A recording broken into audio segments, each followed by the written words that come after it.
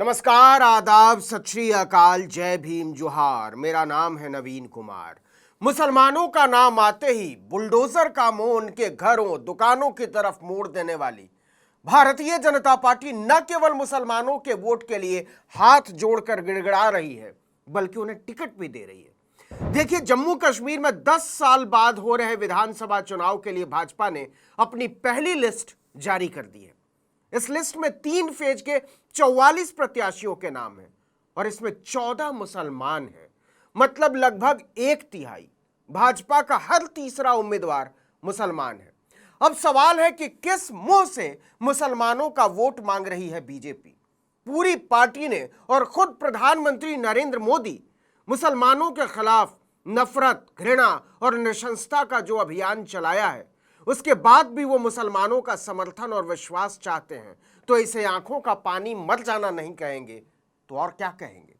अब देखिए कि जम्मू कश्मीर में मोदी, शाह, नड्डा को पसीना आ गया है। जनता का भरोसा छोड़िए, अपनी ही पार्टी को उन पर भरोसा नहीं रहा। नेताओं और कार्यकर्ताओं ने तेल निकाल कर रख दिया है। ऐसा बवाल मचा कि 5 घंटे में 3 लिस्ट जारी करनी पड़ गई। 10 बजे 44 कैंडिडेट थे, 2 घंटे बाद 15 रह गए और 3 घंटे बाद एक नाम और जोड़ दिया। और मोदी शाह का तेल निकाला किसने? हिंदुओं ने। अब देखिए कि हिंदुओं ने मोदी शाह की नाक में दम किया हुआ है और बुलडोजर जनता पार्टी को वोट चाहिए मुसलमानों का।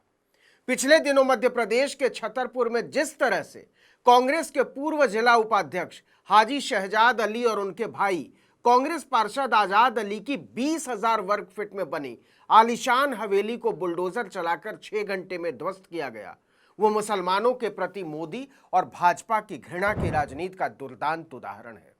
और छतरपुर की घटना इकलौती नहीं है। 2022 में इलाहाबाद में इसी नफरत के बुलडोजर से परवीन फातिमा का बंगला गिरा दिया गया था।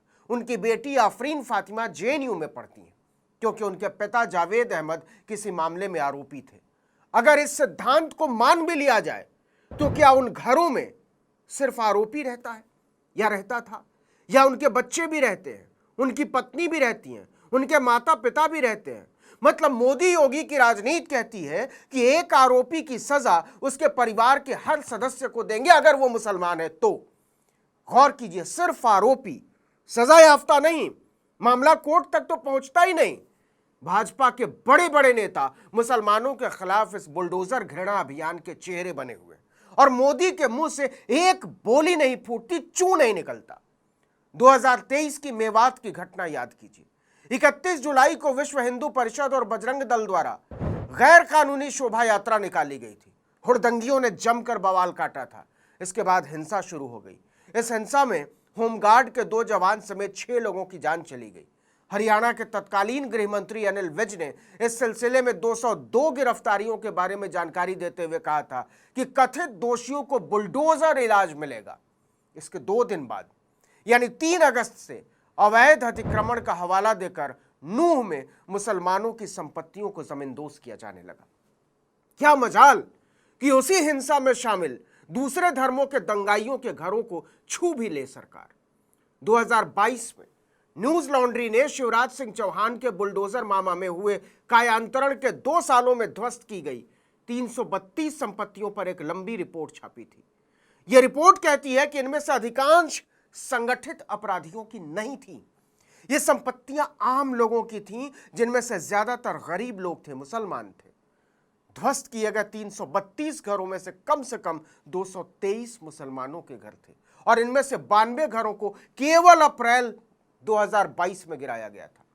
भारत से लेकर अमेरिका और यूरोप तक मुसलमानों के खिलाफ मोदी के घृणा के अभियान की चर्चा हुई है। आगे बढ़ने से पहले कुछ पत्रिकाओं के कवर पेज पर गौर कीजिए।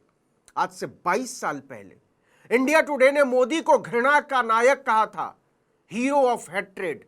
इसके 1 साल बाद उसी इंडिया टुडे ने मोदी को मास्टर डिवाइडर कहा था, मतलब सबसे बड़ा विभाजक, तोड़ने वाला। गुजरात नरसंहार के बाद हुए विधानसभा चुनाव पर एक ओपिनियन पोल छापा था उसी पत्रिका ने। उसका शीर्षक था राइडिंग द हेट वेव, मतलब नफरत पर सवार मोदी। इसी को आगे बढ़ाते हुए टाइम मैगजीन ने 17 साल बाद मोदी को डिवाइडर इन चीफ कहा। ओपेन मैगजीन ने पूरा अंक निकाला था मोदी के नफरत के कारखाने के अंदर क्या है। तो क्या मोदी ने घृणा के अपने इस काले अंधेरे अतीत को धो दिया है? ना भी धोया हो तो क्या वो इसके लिए शर्मिंदा महसूस करते हैं, दुखी होते हैं? याद कीजिए, 2014 के चुनाव से पहले गुजरात नरसंहार की तुलना उन्होंने गाड़ी के नीचे कुचलकर पिल्ले की मौत से की थी। और इसके ठीक 10 साल बाद वो इस देश के 18 करोड़ मुसलमानों को ज्यादा बच्चे पैदा करने वाला और घुसपैठिया बताते हैं। क्या मोदी को इस पर कभी भी शर्म आई कि उन्होंने कितनी घटिया बातें की हैं मुसलमानों को लेकर? अब वही मोदी चाहते हैं कि मुसलमान उनकी तरह के नफरत और घृणा के खलनायक पर भरोसा करें। तो सवाल पूछना बनता है कि किस मुंह से मुसलमानों का वोट मांग रहे हैं मोदी। देखिए कि जम्मू कश्मीर की 90 सीटों के लिए 18 सितंबर से 1 अक्टूबर के बीच 3 चरणों में मतदान होने हैं। नतीजे 4 अक्टूबर 2024 को आएंगे। जीत के लिए बहुमत का आंकड़ा 46 है। जम्मू कश्मीर में धारा 370 हटाए जाने के बाद यह पहला विधानसभा चुनाव है। 25 अगस्त को जम्मू कश्मीर चुनाव के लिए दिल्ली में भाजपा चुनाव समिति की बैठक हुई थी। इस बैठक की अध्यक्षता खुद प्रधानमंत्री नरेंद्र मोदी ने की थी और इसमें गृह मंत्री अमित शाह, भाजपा अध्यक्ष जेपी नड्डा, जितेंद्र सिंह समेत पार्टी के कई दिग्गज नेता मौजूद थे। इसी बैठक में तय हुआ कि जम्मू कश्मीर में मुसलमान उम्मीदवार तलाशे जाएं। गौर करने वाली बात यह है कि पार्टी ने जम्मू क्षेत्र में भी मुस्लिम उम्मीदवारों पर दांव लगाया है। यह पहला मौका है जब भाजपा ने नीतिगत तौर पर मुसलमानों को टिकट बांटे हैं। राजपुरा से अर्शीद भट्ट, अनंतनाग पश्चिम से रफीक वाणी और बनिहाल से सलीम भट्ट को भाजपा ने उम्मीदवार बनाया।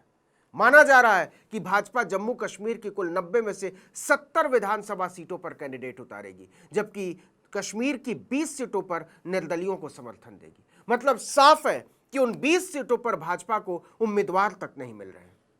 देखिए कि भाजपा ने जम्मू कश्मीर में मीडिया को हैंडल करने के लिए राष्ट्रीय प्रवक्ता आरपी सिंह और पत्रकार को अपने घर पर बुलाकर थप्पड़ मारने वाली शाजिया इल्मी को ड्यूटी पर लगाया है। सवाल फिर से वही है कि क्या मुसलमान नरेंद्र मोदी की जरूरत है या मजबूरी? क्योंकि अगर वो गंगा में खड़े होकर भी कह दें कि मुसलमानों को वो बराबर का नागरिक मानने लगे हैं और उन्हें लेकर उनके अंदर की नफरत और घृणा खत्म हो गई है, तो कोई नहीं मानेगा। क्या मुसलमान इसे मानेंगे? और अगर नहीं मानेंगे तो मुसलमानों को साथ लेकर चलने का ढोंग क्यों? सच यह है कि बुलडोजर जनता पार्टी की मुसलमानों को कुचल डालने की सोच कोई पर्देदारी की बात नहीं है। इसके पहले कि लोग इसे भूलने लगे, खुद नरेंद्र मोदी से बार बार कुरेदते रहते हैं, स्थापित करते रहते हैं कि मैं मुसलमानों से नफरत करता हूं। लेकिन लोकतंत्र का पहिया ऐसा घूमा है कि मोदी को मुसलमानों के आगे हाथ भी फैलाना पड़ रहा है और गला उतार लेने की सोच के बावजूद गले भी लगाना पड़ रहा है। देखिए कि भाजपा से पहले 3 पार्टियां उम्मीदवारों की लिस्ट जारी कर चुकी हैं जम्मू कश्मीर में। इसमें गुलाम नबी आजाद की पार्टी डेमोक्रेटिक प्रोग्रेसिव आजाद पार्टी ने 13 नामों का ऐलान किया है। वहीं आम आदमी पार्टी ने पहली बार जम्मू कश्मीर में 7 उम्मीदवार उतारे हैं। 7 के 7 मुसलमान हैं। लेकिन मुख्य मुकाबला बीजेपी, पीडीपी और कांग्रेस नेशनल कॉन्फ्रेंस के बीच होगा। कांग्रेस और नेशनल कॉन्फ्रेंस का तालमेल हो चुका है। वहीं पीडीपी ने भी इशारा किया है कि अगर मुद्दों पर बात बनती है तो वो कांग्रेस गठबंधन का हिस्सा हो सकती है। देखिए कि जम्मू कश्मीर में आखिरी बार 2014 में विधानसभा चुनाव हुए थे, नरेंद्र मोदी के प्रधानमंत्री बनने के बाद। तब बीजेपी और पीडीपी ने गठबंधन सरकार बनाई थी। 2018 में गठबंधन टूट गया था और राष्ट्रपति शासन लगा दिया गया।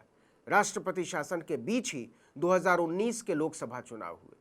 बीजेपी भारी बहुमत के साथ केंद्र में लौटी और दूसरी बार सत्ता में लौटते ही नरेंद्र मोदी ने 5 अगस्त 2019 को अनुच्छेद 370 खत्म करके जम्मू कश्मीर और लद्दाख को 2 केंद्र शासित प्रदेशों में बांट दिया। मतलब जम्मू कश्मीर में 10 साल बाद विधानसभा चुनाव हो रहे हैं और यह चुनाव नरेंद्र मोदी के लिए एक लिटमस टेस्ट बन गया है, क्योंकि वो, उनके चेले और मीडिया में बैठे उनके पालतू चिल्लाते रहे हैं कि मोदी ने कश्मीर को फिर से जन्नत बना दिया है। तो दुनिया देखना चाहती है कि इस जन्नत के लोग मोदी को देखना और सुनना चाहते हैं या नहीं। इस वीडियो में इतना ही, लेकिन अगर आपने आर्टिकल 19 इंडिया को अब तक सब्सक्राइब नहीं किया है तो फौरन कर दीजिए, बेल आइकॉन दबाइए, घंटी जैसी आकृति लाइक कीजिए और कमेंट करके बताइए हमारा वीडियो आपको कैसा लगा। हमारा ट्विटर हैंडल है आर्टिकल 19_इंडिया और मेरा ट्विटर हैंडल है नवीन जर्नलिस्ट। नमस्कार।